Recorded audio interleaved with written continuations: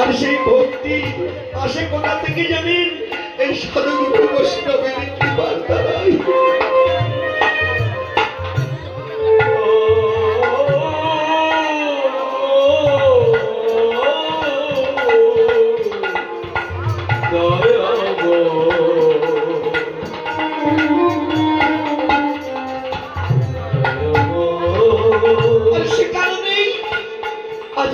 সবার ব্যবস্থা করা হয়েছে, যার দ্বারাই ভক্তি সঞ্চয় হয়।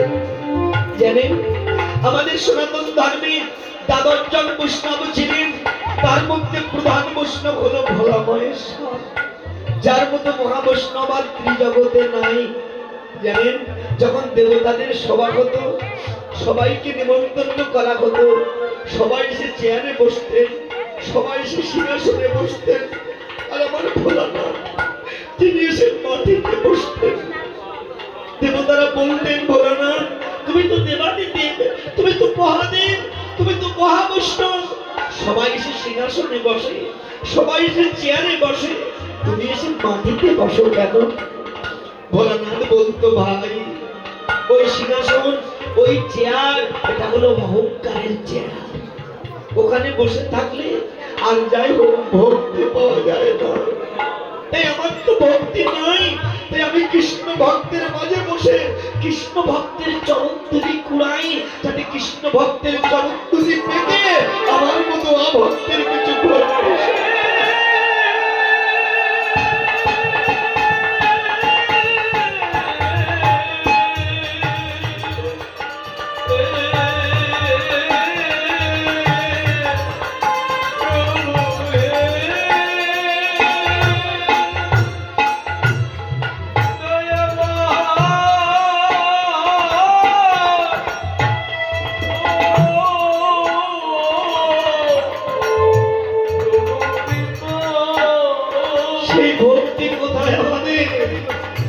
এই ভক্তি নাই বলে ভগবানকে আমরা লাভ করতে পারি না। সত্যি বটে, বেশি দিনকার ঘটনা নয়। আপনার গোপালগঞ্জ ডিস্ট্রিক্টের নাম শুনেছেন সবাই? ওখানে তারক গোসাই নামে একজন কবিও ছিলেন, যিনি কবি গাইতেন। জানেন, তিনি একবার কবি গাইতে যাচ্ছেন, তখন তো এত গাড়ি ঘোড়া ছিল না, তখন নৌকা যোগে যেতে হতো বহু দূরান্তের পথ, দুদিন তিন দিন নৌকা বহরে যেতে হতো। তো মধুমতি নদী দিয়ে যাচ্ছেন, হঠাৎ করে দেখতে পেলেন যে নদীর চরে কিছুটা জমিতে মটর শাক হয়েছে।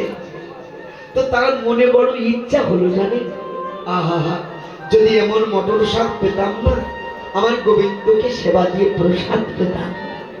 শুধু তিনি মনে মনে চিন্তা করেছেন, এই মানুষেই সমস্ত শাকগুলো গোবিন্দ সেবায় লেগে গেছে।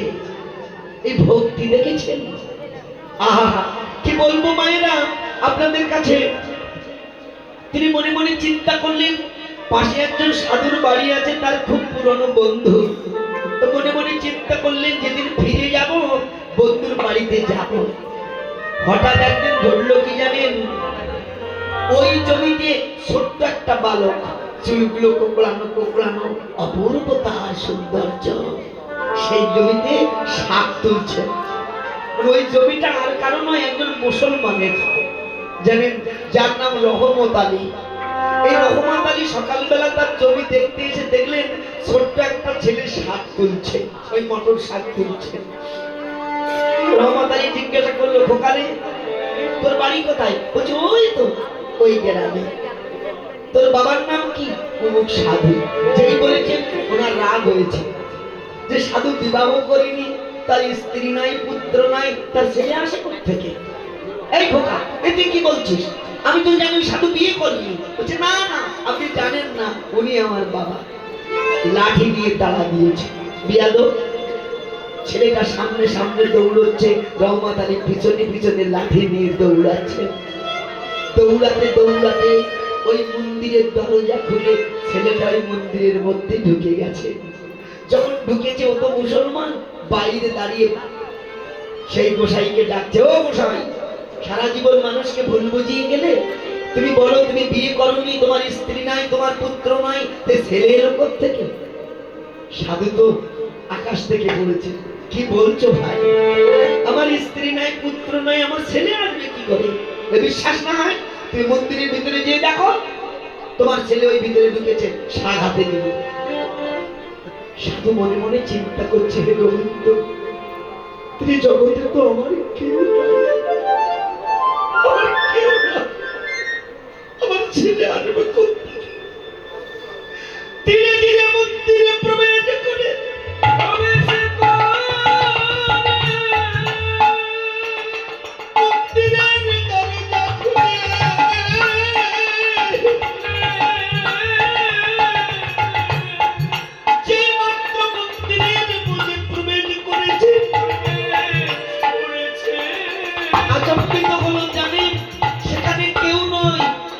সেই পাথরের বিগ্রহ দুই মুঠা শাক নিয়ে দাঁড়িয়ে আছে। সাধুর দুই চোখ প্লাবিত হচ্ছে নয়ন জলে। ধীরে ধীরে দরজা বন্ধ করে দিয়ে রহমত আলীর কাছে গিয়ে বলছে, ভাই তুমি সত্যি বলেছ, এতদিন আমি তোমাদের মিথ্যা বলেছিলাম, এতদিন আমি তোমাদের মিথ্যা কথা বলেছিলাম, সত্যি বলছি আমার ছেলে অপরাধ করেছে, এসো দেখবে, এসো। হাতখানা ধরে মন্দিরের দরজা যখন খুলে দিয়েছে, দেখলেন পাথরের বিগ্রহ আমার মদন মোহন, আমার মদন গোপাল দুটো সাজি দিয়ে দাঁড়িয়ে আছে। রহমত আলী চিন্তা করলো, হায় হায়, আমি যে ছেলেটাকে দাঁড়িয়ে আনলাম সে তো এই মন্দিরের মধ্যে প্রবেশ করলো, কোথায় গেল? খুঁজে দেখলো কোথাও নাই। আছাড় খেয়ে পড়লেন মন্দিরের বারান্দায়। প্রভু, সারা জীবন যার সাধনা করে মানুষ পায় না, আর তুমি নিজ গুণে কৃপা করে আমাকে দর্শন দিয়েছিলে। আছাড়ে গিয়ে নয়নের জলে কাঁদে,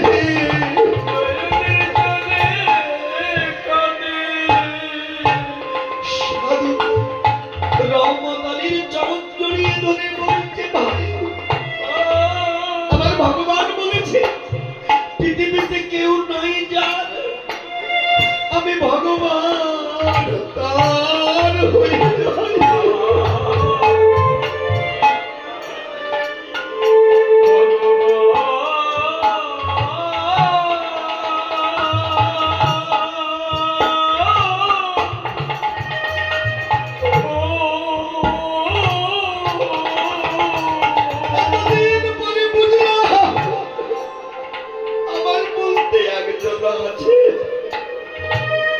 সারা জীবন তাকে পাওয়ার পরে কত কেঁদেছি, কত দেখেছি, কোনদিন প্রভু আমাকে দর্শন দেয়নি, কিন্তু কি সৌভাগ্য তোমার যে তুমি সেই প্রভুর শ্রীচরণ দর্শন পেয়েছো।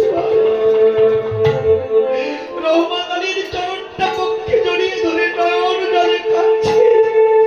তুমি ধন্য, ধন্য তোমার মনুষ্য জন্ম, বলে দাও দাও তোমার